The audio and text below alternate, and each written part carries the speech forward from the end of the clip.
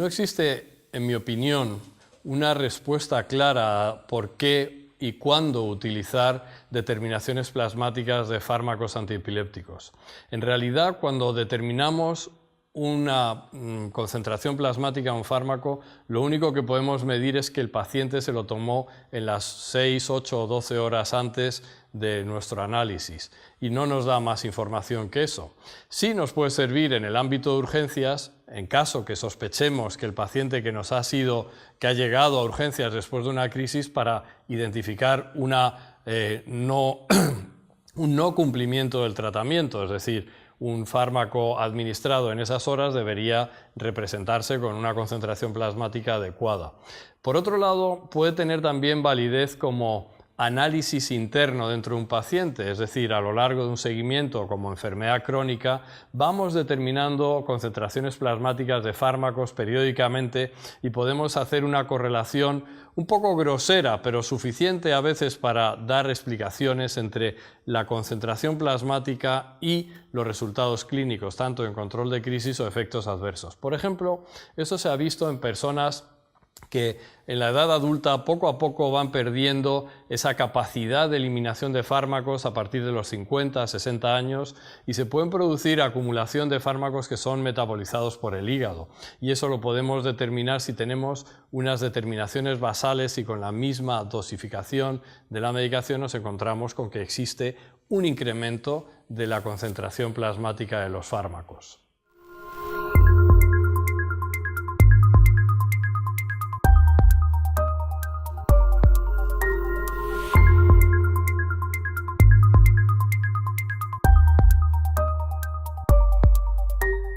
En general, el médico que atiende a un paciente con una enfermedad crónica suele ser el médico que está más disponible y en general los pacientes esperan de este médico que además de esa enfermedad que les está atendiendo se van a preocupar también de su estado general y van a periódicamente valorar que no aparece otra enfermedad concomitante como una diabetes, un hipotiroidismo, una hipertensión arterial. Por lo tanto, es habitual que los pacientes que seguimos en la consulta de epilepsia periódicamente realicemos una analítica más o menos extensa en la que valoramos que efectivamente todo está bien, no hay hipotiroidismo, no hay anemia y por supuesto no hay algo que a veces nos encontramos con algunos fármacos, que es cierta afectación hepática, leucocitopenia o trombocitopenia. Por otro lado, la electroencefalografía en el seguimiento de epilepsia tiene sus detractores y sus defensores. La electroencefalografía nos sirve muchas veces para, como he dicho anteriormente, valorar la evolución en algunos pacientes en los que se puede producir la sospecha de que existen crisis subclínicas, crisis que no dan la cara, que no son percibidas por los familiares, pero que están ocurriendo e interfiriendo de alguna manera con la calidad de vida, con su capacidad cognitiva, con su posibilidad de seguir llevando una vida autónoma. Esto se ha estudiado exhaustivamente y en varios trabajos se ha visto que aproximadamente un 20% de las crisis epilépticas no son identificadas ni por el paciente ni por sus familiares, con lo cual la electroencefalografía, sobre todo prolongada de seguimiento, a veces nos demuestra que un paciente está sufriendo una epilepsia larvada, poco evidente y que debemos realizar alguna modificación terapéutica. En el caso de la neuroimagen, hay varios motivos a veces para repetirla. Por una parte, en las epilepsias refractarias resistentes al tratamiento farmacológico, a veces nos damos cuenta que los estudios de resonancia magnética que se habían hecho anteriormente adolecían de algún pequeño defecto. Por ejemplo, que no habían examinado los polos frontal y temporal,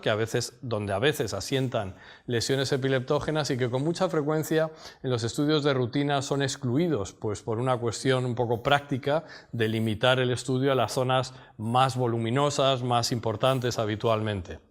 En otras ocasiones, porque las técnicas que se aplicaron no incluyeron a lo mejor una técnica FLAIR o no se utilizó una adquisición volumétrica tridimensional que nos permita luego valorar en diferentes ejes, en diferentes planos, toda la estructura cortical y poder identificar pequeñas lesiones. Además, van apareciendo nuevas técnicas, aparte del FLAIR,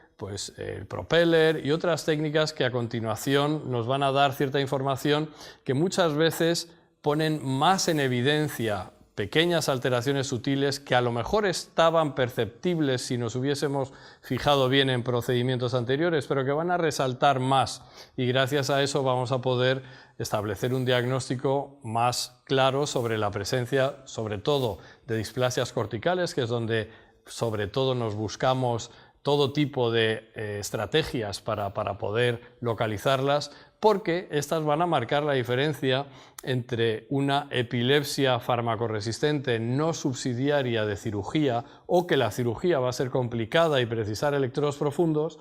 a una epilepsia farmacoresistente fácilmente tratable mediante cirugía.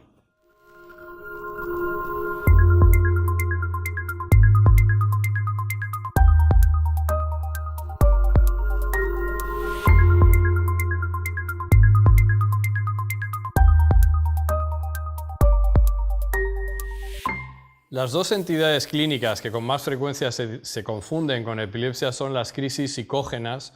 y los síncopes. Hay otras muchas, como la narcolepsia, los accidentes isquémicos transitorios, las distonías, etcétera, etcétera. Pero estas dos, las crisis psicógenas y los síncopes, son episodios paroxísticos que con frecuencia se confunden y de una forma bidireccional, unos con otros, con epilepsia.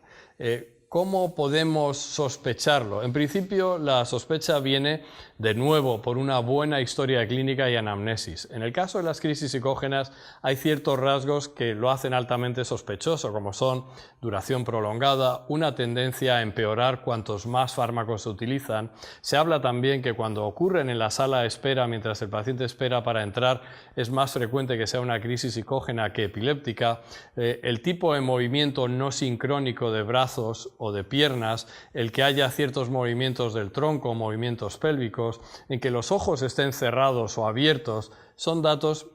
que nos sirven muchas veces para diferenciar epilepsia de crisis psicógenas. En el caso del síncope, los elementos no son tan